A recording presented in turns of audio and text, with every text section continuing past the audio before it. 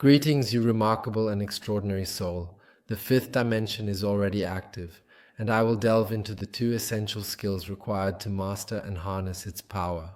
And obviously, what does the fifth dimension and the third dimension mean in the context of our understanding? I will address that, and of course, we will also discuss the challenges we associate with it, because our system frequently requires a large amount. I will naturally explain why this is the case, and naturally how we can find ways to incorporate this new source of energy increasingly into our daily lives. So, stay tuned. Let's begin with that. What is the significance of the fifth dimension, or the consciousness of the fifth dimension? This is coupled with an awareness of unity, love, harmony, peace, that we are all creators, that we all rest in our divine being, and temporarily gather this human experience that we ourselves create. Creation experiences within itself, no separation.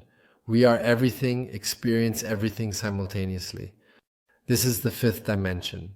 And cosmically we reside on planet Earth, and presently the frequency of the rate of change has experienced a notable increase compared to previous times.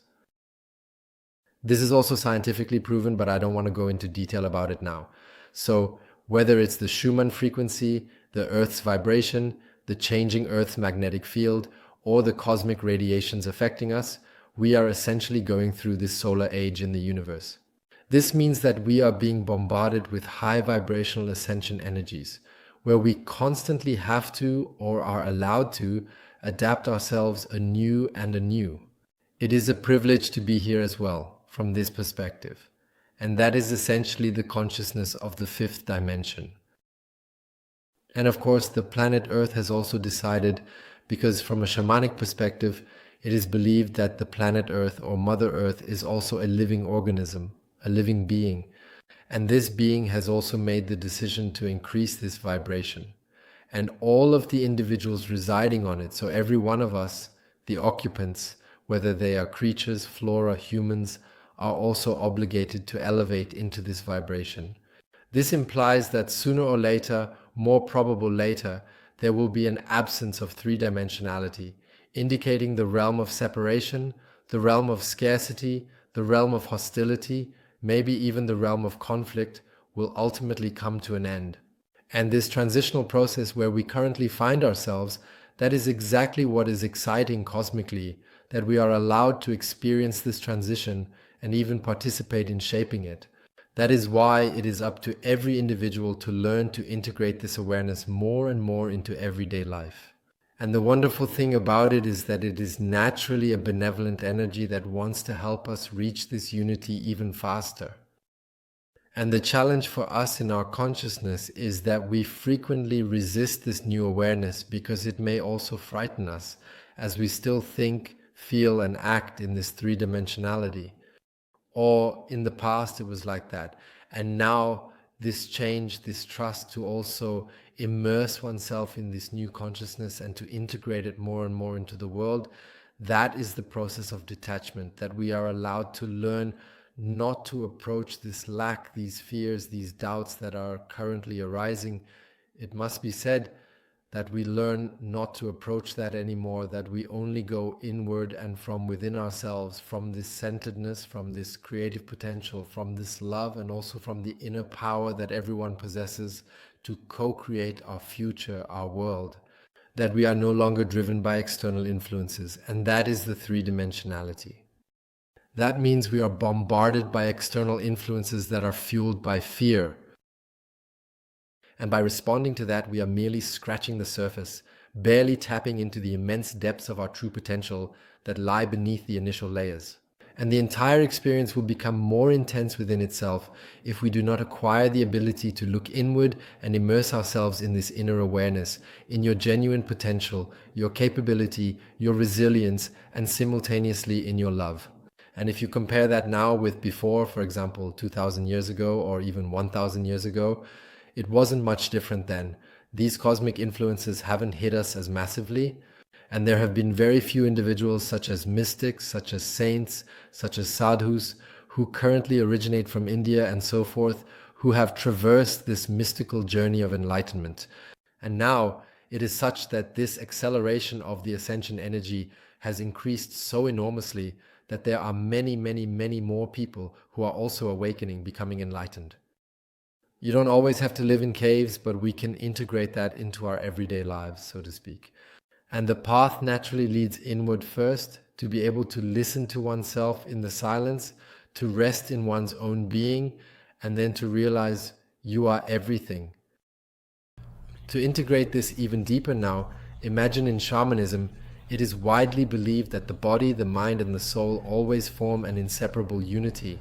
That implies our soul is perpetually in a state of divinity, which is fundamentally where we are cognizant of our potential and presence at all times.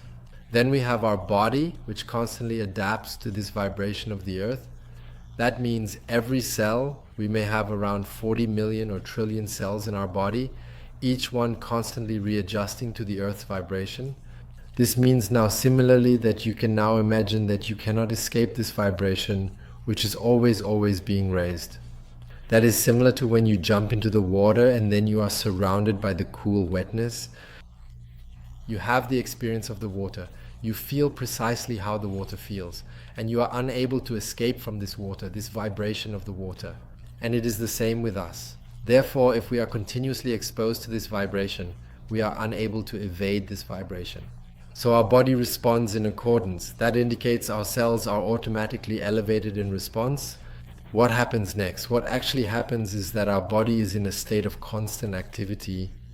This means that due to the increase in vibration, we may frequently feel tired, perhaps need more sleep, maybe sometimes just inexplicably exhausted, or simply enjoy nature more, feel more, perceive more unity without being able to explain it from the head, from the mind, without having a logical explanation for it.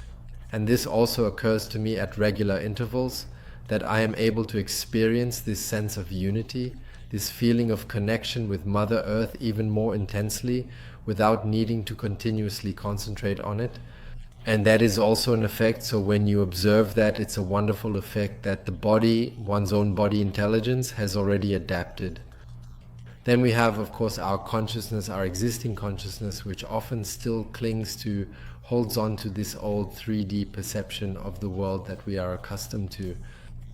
And this resistance now to open up more to this vibration, this unity vibration, creation vibration, because we often think, yes, that must not be, it must be as it was in the centuries before, because one cannot yet imagine the new properly as it was in the centuries before, because one cannot yet imagine the new properly. Then I would also like to extend my offer of assistance to you.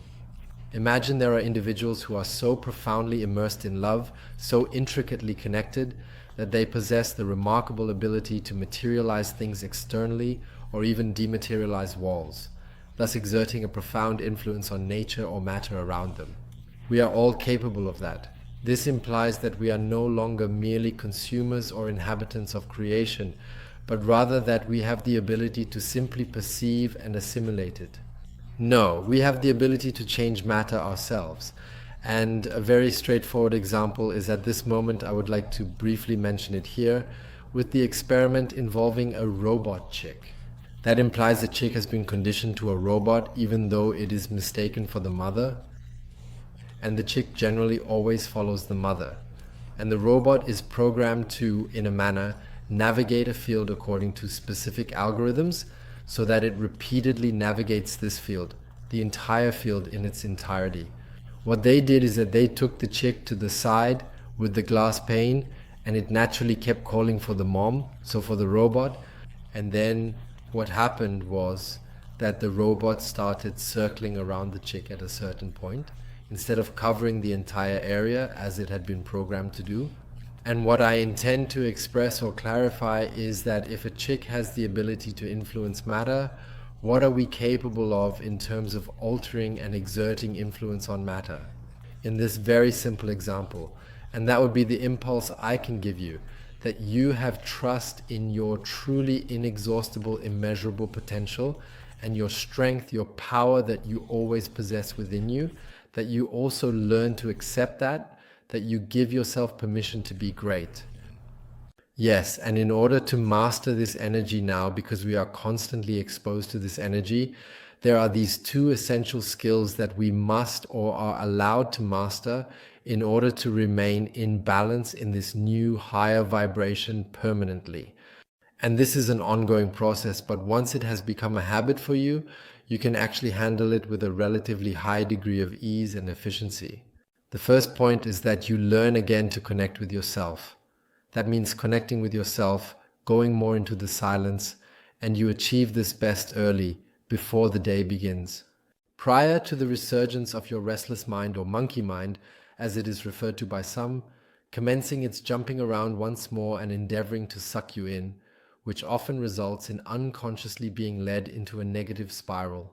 And when you assume the role of the observer, you come to the realization that thoughts arise that you merely release and allow to pass by.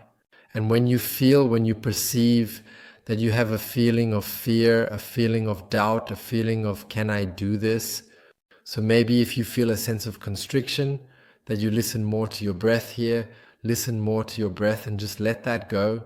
I simply let go of everything. And then you return to this state of calmness, to this role of observer. And this role of observer, when you learn to maintain it for an extended period, involves simply observing yourself. I also enjoy expressing, spend time alone. When you learn to extend the duration, you will also discover that you undergo an enhanced state of awareness because you are not your thoughts, you are not the name you possess, you are not the physical form you presently occupy, but you are exploring further into the soul consciousness of your higher self, delving deeper into the essence of your being. And that is a wonderful feeling, just this state. And it is also very important to note that this is not the ultimate goal of this practice. The objective is not to delve into it at this moment, but merely to observe your thoughts. And there are days that are more active, your thoughts, and there are days that are simply less strong. And then to determine when you have thoughts that attempt to draw you in, so that you are being drawn in. For instance, when you have the day ahead of you, where there might be even more intense challenges, combined with maybe fears, such as, can I accomplish it? Either I am not skilled enough or whatever it is, right? I just feel like I'm lacking in some way, where you feel like it makes you small, right? And then we come to the second step, where you learn to realign yourself there, to start anew. The process of realignment involves consciously informing yourself from the perspective of an observer, acknowledging that you are letting go of a particular thought in the present moment. He is no longer a part of my system, and I am content with who I am. I have successfully attained all of my goals and desires. Life is for me. I actively co-create my life with the universe in accordance with my desires and confidently assume my rightful place that has always been intended for me.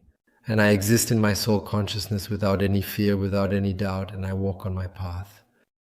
For instance, you can reiterate such sentences to yourself in order to subsequently enter into this trust and also function in this place with the breath, enabling this awareness more and more into your breath, into every cell of your body. Then you can also manage to realign yourself to some extent here, and that is precisely what I wish for everyone. And those are the two skills that, in my opinion, are absolutely essential to realign oneself there. I do not make a secret of it either. I really mean that from the bottom of my heart, because I know exactly what it's like when you truly want to change, even if they are small changes, where we say, yes, well then of course I'm working on myself. It is also very important, these tips that I have given you here. However, if it is something bigger, where you always feel like I am slipping back into my old life and I really cannot make the change, then it is very, very good to seek professional help from outside. I have experienced it myself, and I'm incredibly grateful that I have walked the path that I have walked, and I wish the same for you. If you enjoyed this video, please feel free to pass it on to others or share it. And if you want more inspiration or insight into my daily routines, just follow me on Instagram. The link is also down in the description. Until next time, see you then. Bye.